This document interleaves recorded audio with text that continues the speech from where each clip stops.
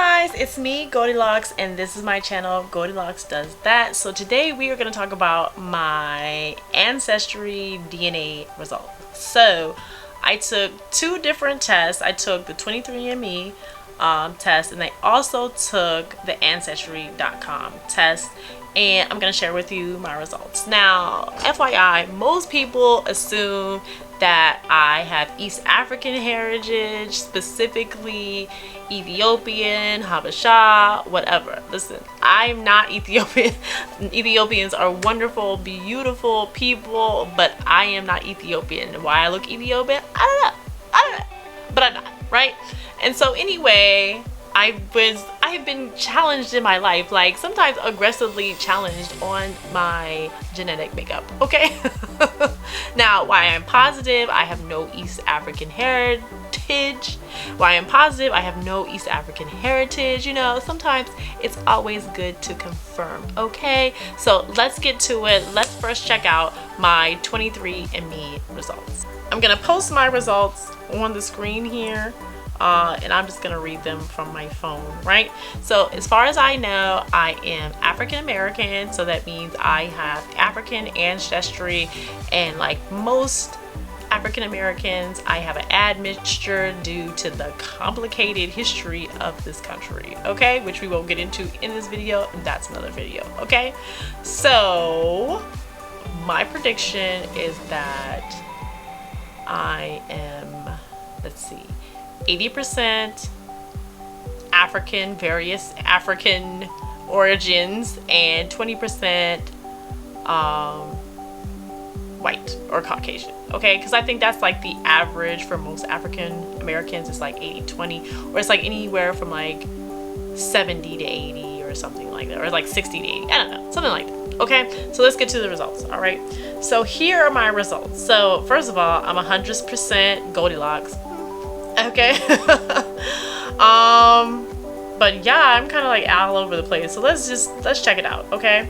So 69.4% of my ancestry is sub-Saharan African. So that actually kind of surprises me, because I thought I was like more black than that. I was about 10% more black than that, okay? So then it goes into like specifics. So 58% of that 69% is West African, okay? And by West African, they mean Nigerian, Gambian, Liberian and Sierra Leone, Senegambian, Guyanese, and broadly West African, right? With the most percentage of my DNA being Nigerian, which is 28.3%, okay? And then the Gambian, Liberian, and Sierra Leone is 17.6. The Senegambian and Guyanese is 3.8, and then broadly West African, which is I guess basically like, you know, it could be any of those, is 8.6%, right? And then the rest of the sub-Saharan African DNA comes from oh, this is funny, Congolese and Southeast African, okay, which is funny. All right, so there's like some Southeast African in there, so I'm pretty sure, is that Habesha? Let me look on the map. Is that like Ethiopia? I don't know, I can't tell from the map. I'll have to look at a more specific map. Okay, so it's like a tiny bit East African.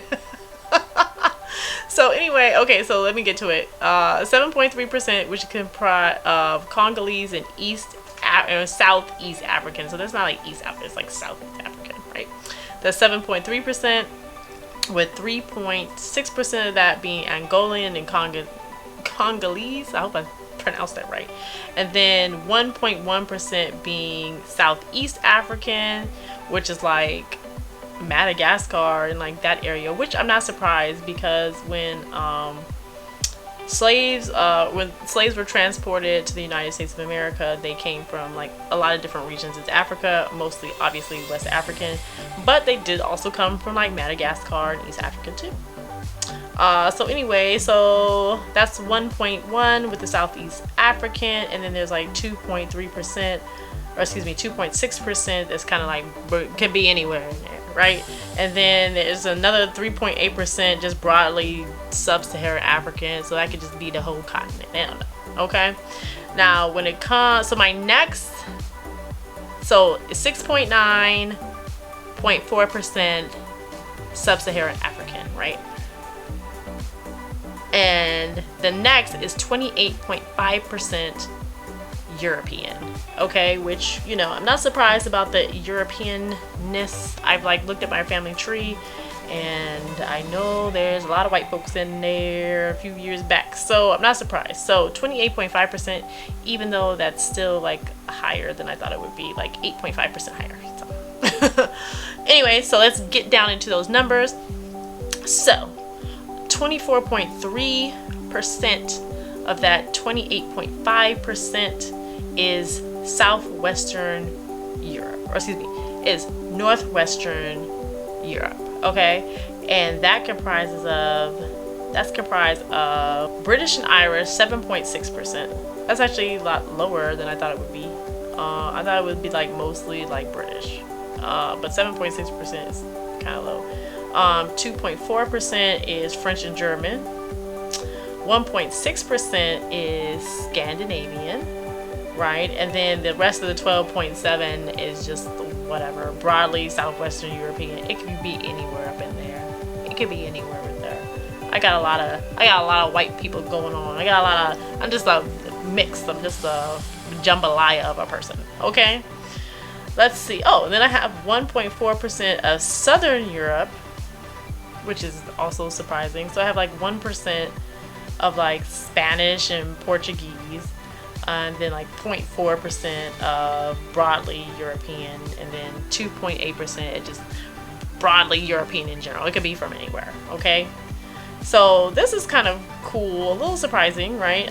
So I'm 1 point, which is like really small amount, but I'll take it. 1.2% of East Asian and Native American.